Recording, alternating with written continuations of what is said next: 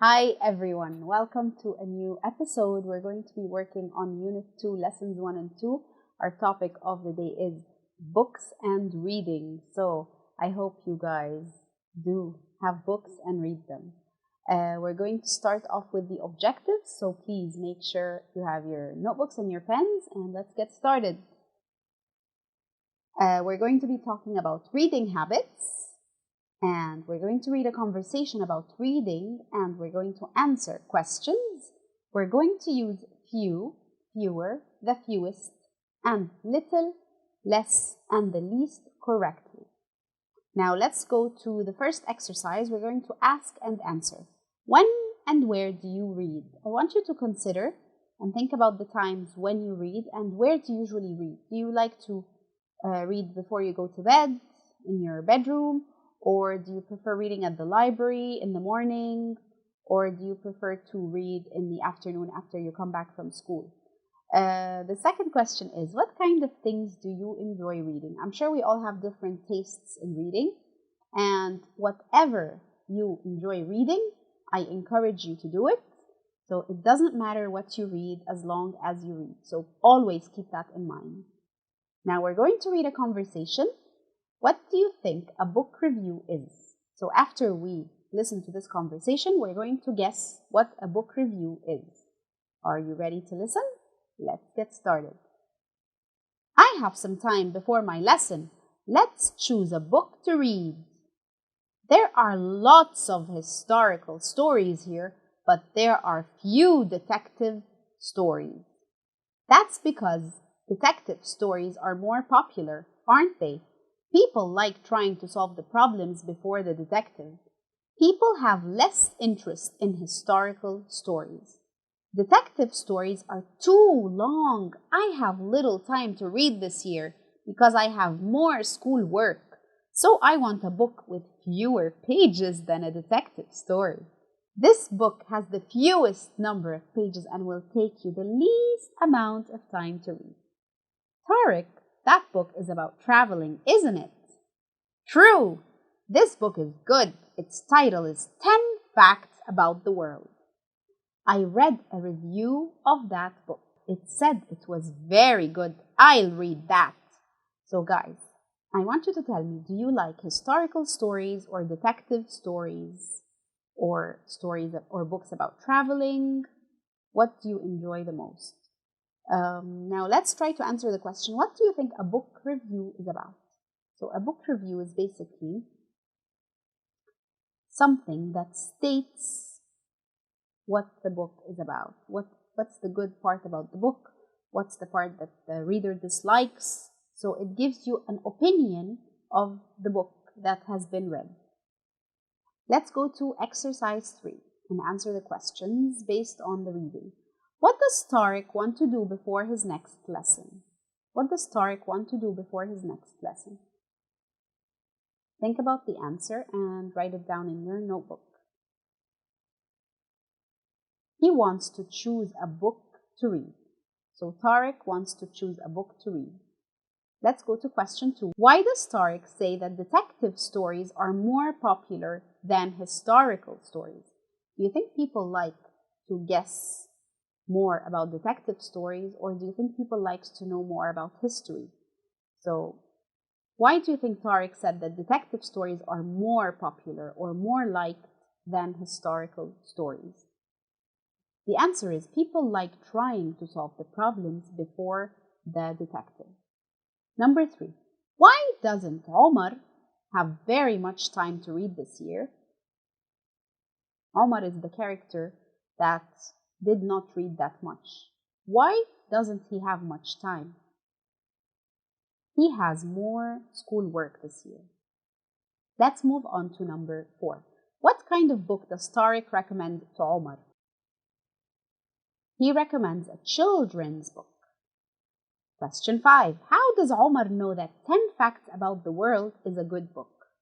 Who told him that it is a good book? How did he know? He read a review of it. He read a book review about the book 10 Facts About the World. Now we're going to move on to lesson 2. Let's look at the exercise and complete the sentences with the words from the article. The words are few, fewer, fewest, less, little, and least. There are lots of historical stories in this library, but there are few detective stories. Let's go to number 2. People have blank interest in historical books. Which word is the most suitable, guys? Think about it. Is it few or fewest or less or little or least? The answer is less. People have less interest in historical stories. Question 3. I have blank time to read this year because I have more schoolwork. I have little time to read this year because I have more schoolwork. Number 4. I want a book with blank pages than a detective story. So, which word is it? Fewer. I want a book with fewer pages than a detective story. Number 5. This book has the blank number of pages and will take you the blank amount of time to read. If somebody doesn't like reading, they want something with the fewest number of pages and the least amount of time to read. Now we're going to talk about nouns, and specifically countable and uncountable nouns.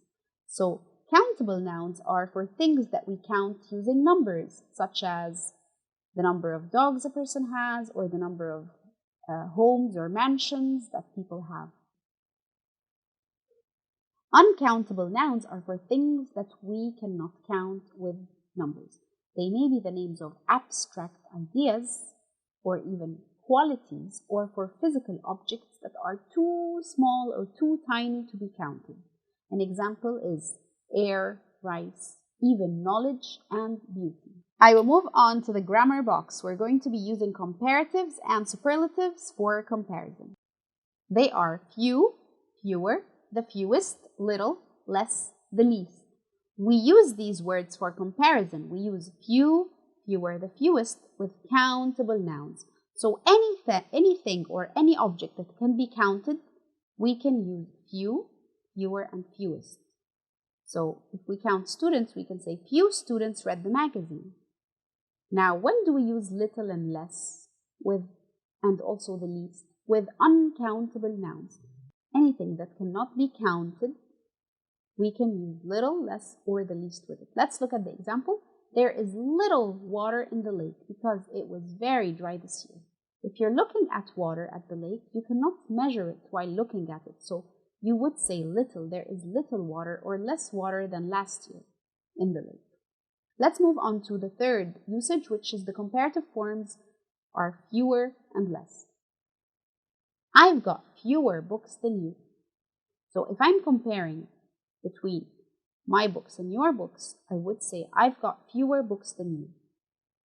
Although I don't advise you to compare yourself to anyone. Okay, you've got less meat than I have.